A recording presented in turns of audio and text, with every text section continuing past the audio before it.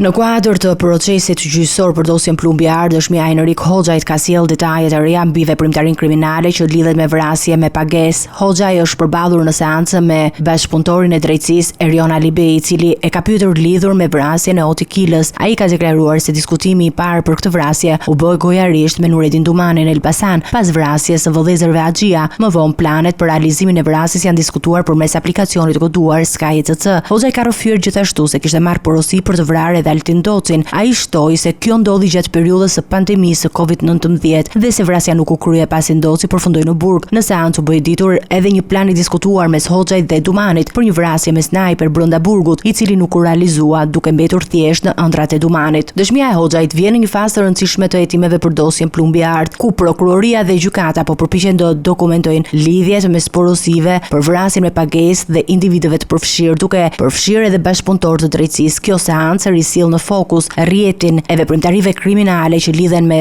Nuredin Dumanin dhe mënyrën se si porosit për vrasje janë koordinuar dhe diskutuar në mënyrë të koduar.